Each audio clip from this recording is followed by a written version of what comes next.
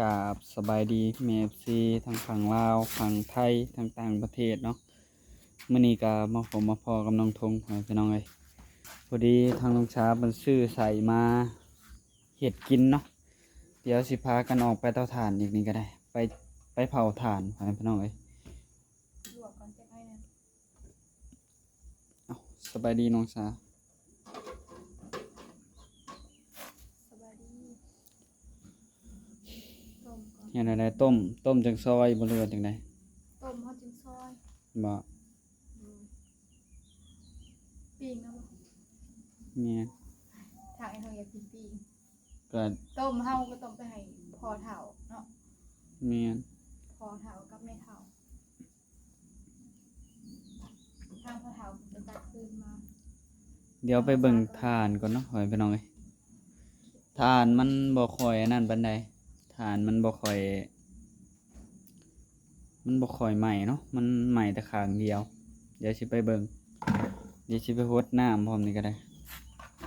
บ่ฮู้ว่าสิทันหรือบ่เนาะอย่ามันค่ำก่อน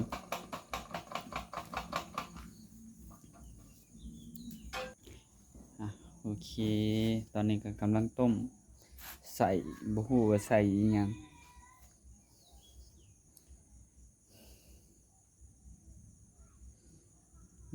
พากันมาแต่เตาถ่านเนาะพี่น้องไปเผาถ่านไปเบิ่งถ่านเนาะไปอันนั้นถ่านนั่นแหละเพราะว่าถ่านก็จูดเรียบร้อยแล้วน่าจะจูดถ่านแล้วพุ่นแหล้วเนาะแล้วเวียกแล้วอีหยังทุกอย่างหรือว่าอันนั้นแน่เนาะพี่น้องว่าสิเมื่อบ้านน้องสาเพิ่นก็ได้แต่ว่ามันยังสิจูดถ่านก่อน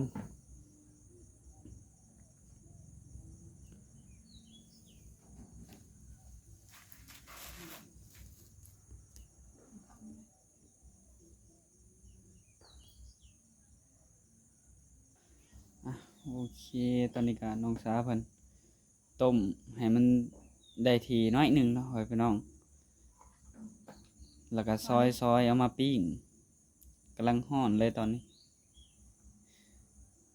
น้องสาเพิ่นก็บ่เว้าหยังจักคำเลยพี่น้อง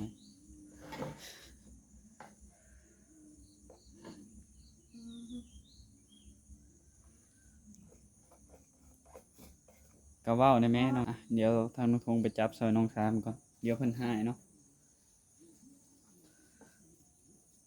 ห่อเลยห่อเด้ไปบีบน้ำมาใส่ด้วยนายโถ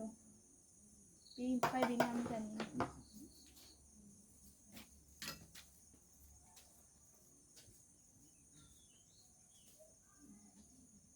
ไฟกะติดเลย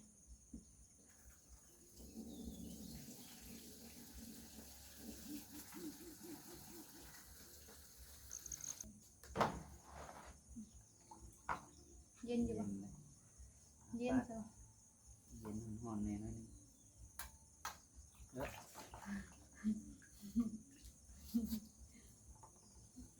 ปีนกินนี่คือสิแซ่บ ยิงกินที่ดีแซ่บไปเถอะ แซ่บปีน แต่มีเลยเพราะว่าน้ำมันแต่มี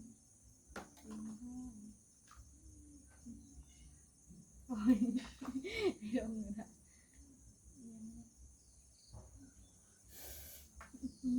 มันหอมเลย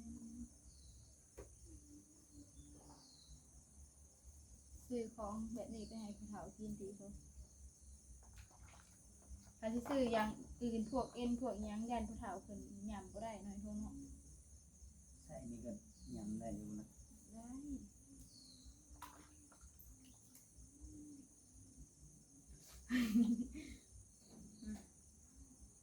เอาสากันคนก็สิมาปาดเลย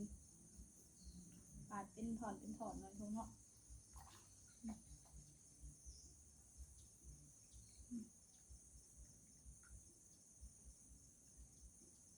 ฐานนะกระไม้ครั้งเดียวหน่อยเท่าเนาะฐานก็เนาะเอาไปเผาดึกๆเขาก็มาเลยเที่ยงคืน สบายดีอีกครั้งของน้องโมนี่ มื้อนี้ ทางน้องสาหิตเมนูนี่ เออ ไปกับหญ้าพุ่นเนาะไปตลาด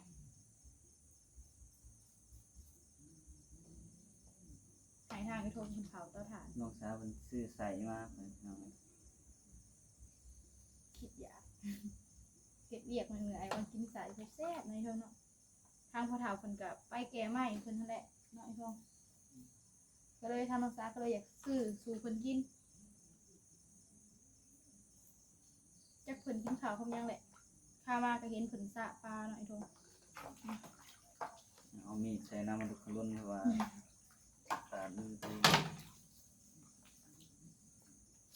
ก็บมาใส่นี่ก็ได้ไอ้ทอง ปิ้งเบิ้ลเลยเป็นเท่าไหร่ต้มอีกวะ แม่ถามเพิ่นอยากต้มแม่ทางไปถามคำเพิ่นอยากต้มเนาะ อยากต้มกับแบ่งไว้ให้แล้ว บีบน้ำมาเด้อไอ้ทอง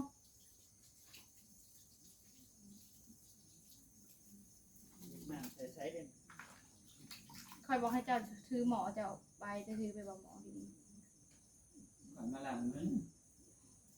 เจ็ดซอยกันเนาะ มีหยังเลยบีบมีหยังเลยบีบ บี ใส่นี่ บเนี้ยมันบีบสหันเอามาล่างเลยค่ะกันเห็ดเป็นแบบนี้เนาะซื้อโล150,000ซื้อมาถูกซื้อข้าวเถาซื้อในเถากินเพิ่นเห็ดเวียกมาเหนื่อยทางน้องสายก็อยากหาห้องกินให้เพิ่นกินแซ่บ เป็น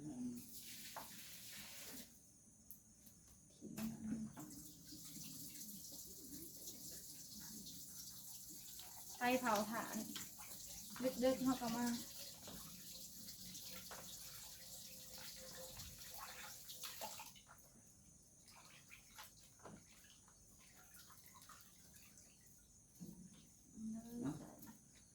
จะสิต้มอีกบ่รู้ว่าจังได๋ บริต้มเนาะ ปิ้งเบิดบ่รู้ว่าจงไว้ให้เฒ่าเนาะ เอาก็เอาหนังไปสิบกินเลย แม่เฒ่าเราอยากกินต้มแต่น้องทงอยากกินปิ้งเนาะแต่ว่าต้มให้มันสุกแน่น้อยหนึงแล้วก็ปิ้งต่อ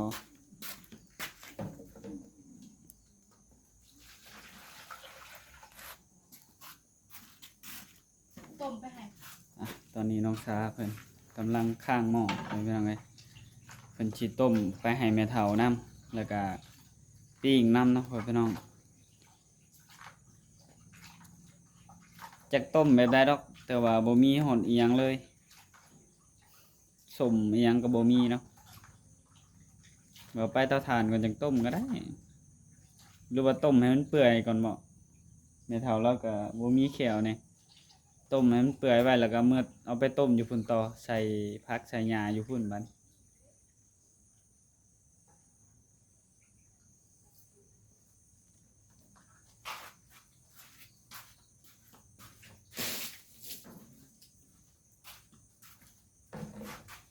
หมอมันกำลังโขดเห็ดเป็นพวงมันเลยบ่อยทงปีนไปเลยค่ะจิงซอยเอาเนาะ แม่นนะเดี๋ยวหมอกำลังสิพดเดี๋ยวมาเบิ่งน้องสาเพันสิเฮ็ดแนวใดต่อหรือว่าปิ้งก่อนบ่หรือจังซอยก่อนบ่จังปิ้ง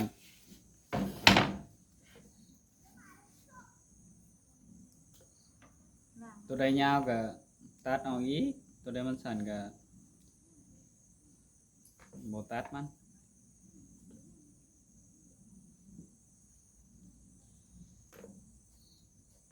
เรียกว่าทานไม่เถามาดีขึ้นมาอย่างนี้เนาะอือฮึ แล้วก็ท่าเฮาเมื่อส่งพุ่นแหละไม่เท่าคำก็ได้ท่าให้ทางน้องสาไปส่งอยู่ดินใหม่เนาะเราย่างไปเราก็เมื่อยแล้วเราเฒ่าแล้วย่างไปย่างมา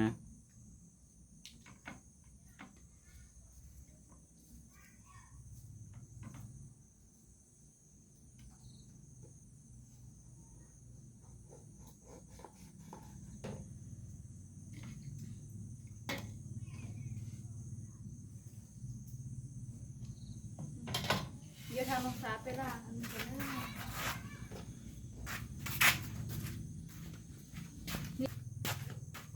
เกือบเลยไอ้ทองปงหมอยปิ้งก่อนก็ได้ ปิ้งกันบ่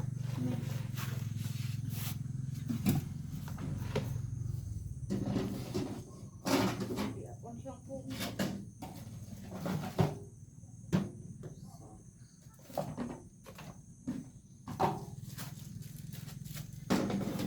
ส่ซอสหอยพร้อมปิ้งแบบใดวะ ใส่ซอสหอยพอ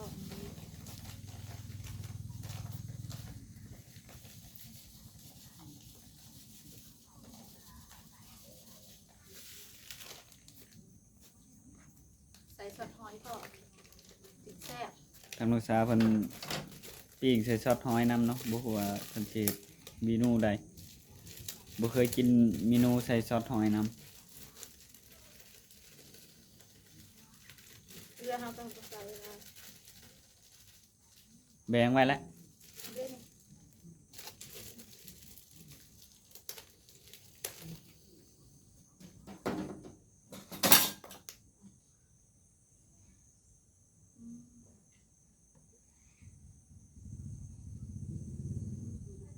ก็อยากลองใส่ซอสหอยว่ามันสิแซ่บบ่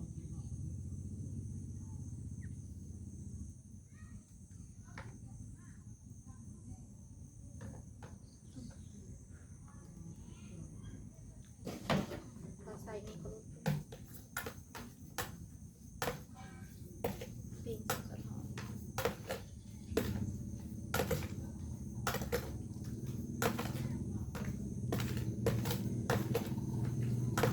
เรียกว่าใส่เกลือหลายสิเค็มสติทองมา แซ่บบ่เค็มดอก ก็ใส่เกลือหลาย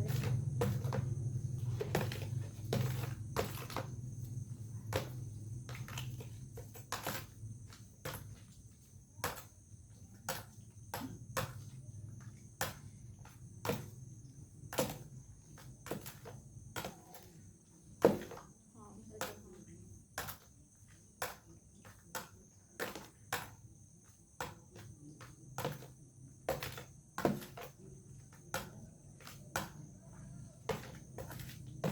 ปิ้งข้าวเดียวก็ชุบออกมา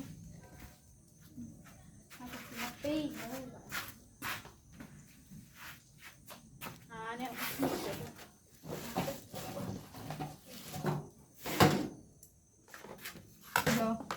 ดูใส่ซอสหอย ต้องลองเบิ่งเนาะน้องสาวเพิ่นใส่ซอสหอยปิ้งเนาะพี่น้อง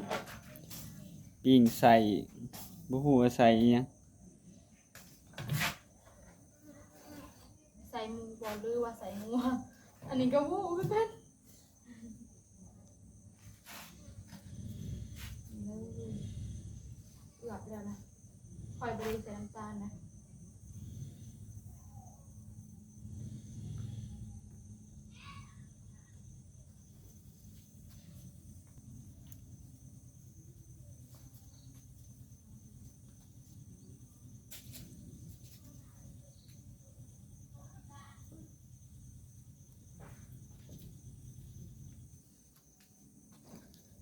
ทางน้องทงเพิ่นมักปิ้งเนาะใส่มันจึงแซ่บปิ้งใส่ คอยกันคือแป๊บนึงนะ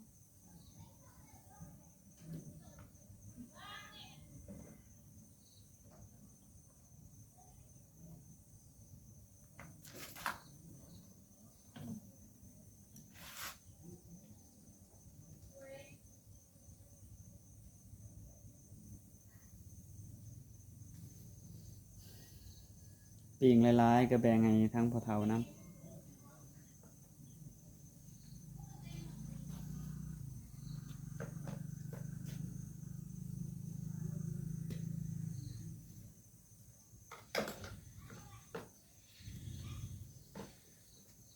ปีนเป็นแบบนั้นซื้อมาโลหนึ่งเก็บกินไปเลยน้อยทงเนาะ แม่น เพราะว่ามันหลายคนเด้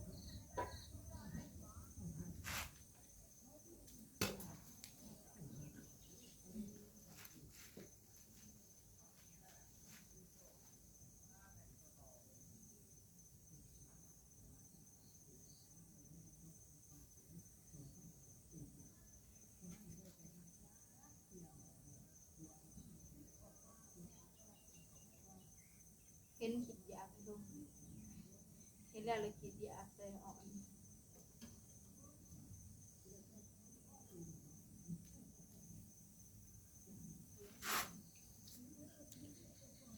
เป็นตาแซ่บแท้ เอาน้ำมันหอยเนาะ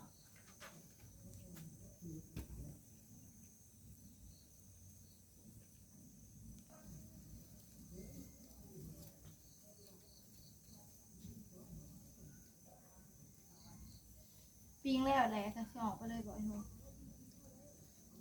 แม่นปิ้งแล้วก็สิออกไปเลย หรือว่าอาบน้ำอาบหยังแล้วก่อนก็ได้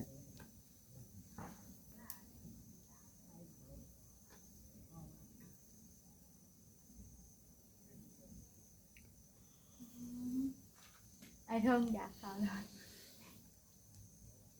บัดมามันสิเดึกเติบได้เนาะแค่ไปเผาแป๊บเดียวเนาะประมาณ10 โมงก็สิพากันมา อันนี้ก็พากัน น้ำเลยหนู แม่นอันนี้ก็พากัน มาแต่เว้นแหน่จักหน่อยเนาะให้เขา กิน ให้เขาเบิ่งเงินทานให้ถาก่อน เพราะว่าไม่เห็ดกินอยู่พี่แล้วเอาไปกินอยู่กระถางหน่อยหนู แม่น แตกไปค่อยเด้อ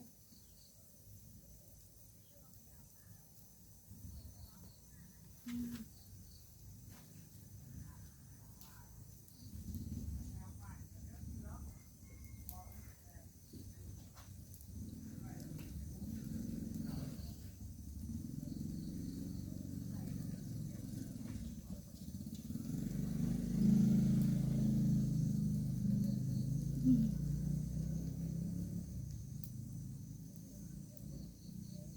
ป้าคือหอมแท้เด้บัดนี้เนาะ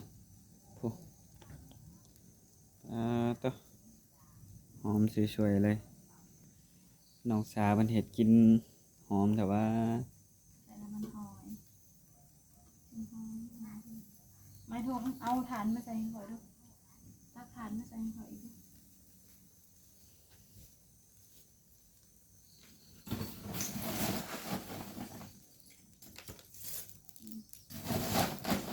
สองอันเลย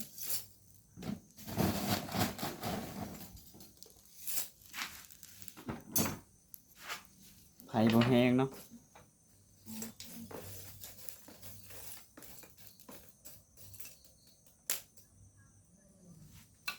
เข้ามาเลย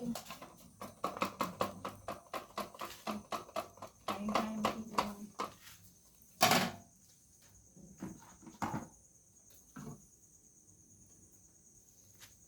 ถ่าให้ไข่มันติดไป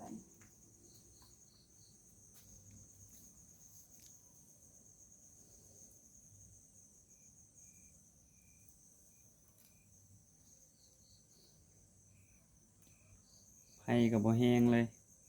อืม โอเค ตอนนี้สิสุกแล้วบ่น้องสา ไข่เริ่มติด ไผเริ่มติดเลย โอเค ตอนนี้ไผเริ่มติดพ่อแม่พี่น้องเอ้ยแต่ว่ายังบ่สุกปานใดตัวสุกก็มีแหละ ปีจังหน่อยก็เอาออกเลยเอาปิ้งแบบให้บอให้มันแห้งไปเลยดิ ป้าเริ่มค่ำไวเลยโอ้มาแป๊บเดียวเนาะ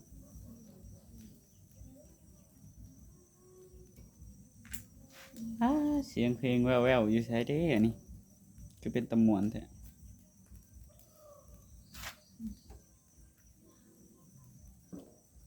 น่าจะบ่ได้เข้าคลิปเฮาดอกเนาะ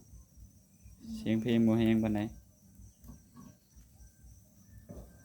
จากว่าทางเมย์ถ้าเอาเพิ่นมาในเนาะที่ว่าบ้าน ยังเหรอวะ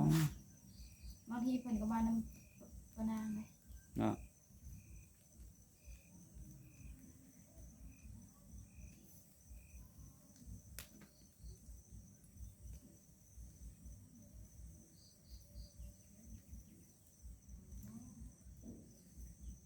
ทางหยาเพิ่นซื้อเฮ็ดบ่มาแกง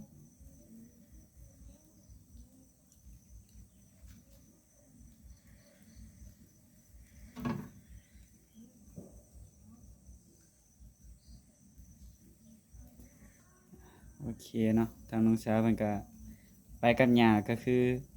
เอ้ยน้อยหรือว่าเอ้ยก๊อกเนาะทางน้องทงเอิ้นแต่เคยเอิ้นก็ได้ ทางน้องสาวก็เอิ้นย่าเนาะ หอมเลยเนาะสีขาวดิ เพิ่นไปซื้อกับยาเพิ่นอันใส่นี่ก็ได้พากันไปตลาดไปซื้อของอยู่ของกินพ่อแม่พี่น้องเอ้ย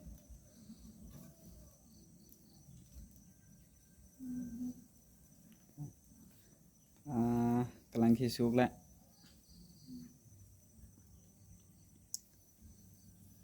เก็บใส่เนี่ย โอเคเนาะเดี๋ยวทางน้องทงพามาเบิ่งพักก่อนจักหน่อยเนาะพ่อพี่น้องโอ้แต่ก็บ่งามปานใดเนาะพักน้องทงก็ได้โอ้ตัวนี้ก็ตัวเป็นตัวบ่เป็นอันนี้ก็ได้ผักบัวผักบงอันนี้ก็เนาะปลูกแต่ด้นเลยหาก็ใหญ่ส่ำนี้โอ้ตัวนั้นก็เขียวขึ้น ตัวนั้นก็หัวใหญ่ขึ้นอยู่เนาะจักหน่อยโอ้ทางนั้นก็หาก็อันนั้นใหม่เนาะพ่อพี่น้องหาก็ซ้ำอันนั้นมันใหม่ไปซิมใส่ทางนั้นเนาะพ่อพี่น้องโอ้เดี๋ยวก็ยังบ่เขียวปานใดเบิ่งคือมันสิล่มตายไปเลยเนาะเพราะว่ามันอยู่จิๆกันโพดพ่อพี่น้องเอ้ยช่วงนี้ยังเต็กแล้วเนาะบ่ค่อยได้อ่าอยู่เฮือนบัดนี้มีแต่แล่นไปเบิ่งฐานโอ้ทางกงบักถั่วก็ได้ ยังบ่ขึ้นบ่อิหยังอยู่เนาะปลูกด้นเติบแล้วพ่อแม่พี่น้องเอ้ยดินนี่เป็นจังได๋เด้เนาะว่าสิหาดินมาอันนั้นมาใหม่กันเนาะว่าสิเอาดินทางอื่นมาปลูกกับบ่ได้เอามาจักเทื่อพ่อแม่พี่น้องเอ้ยมีแต่เผาถ่านแล้วก็เผาแล่นไปแล่นมาเนาะเบิ่งอันนี้แหละเนาะพ่อแม่พี่น้องเบิ่งทานนี่แหละตอนนี้ก็ของกินใกล้สิสุกแล้วพ่อแม่พี่น้องเอ้ยทางนุทงก็สิได้จบคลิปแล้วเนาะพ่อแม่พี่น้องตอนนี้ก็มันสิสุกแล้วของกินก็จักหน่อยก็สิได้ไปเตาถ่านอีกพ่อแม่พี่น้องเอ้ยโดยโอเคเนาะทางนุทงก็สิได้จบคลิปไว้เพียงเท่านี้เนาะทางนุทงว่าผิดพลาดประการใดก็ต้องขอโทษขออภัยนำ FC สุขุสุขคนเนาะก็ขอบคุณทาง FC ที่เบิ่งคลิปของนุทง ตั้งแต่ต้นจนจบที่ความโฆษณาเนาะทางนุ่งทงก็สิขอลาไปแล้วเนาะพี่น้องสบายดีทางน้องสาสบายดี โดยโอเคเนาะทางนุ่งทงก็สิขอกล่าวคำว่าสบายดี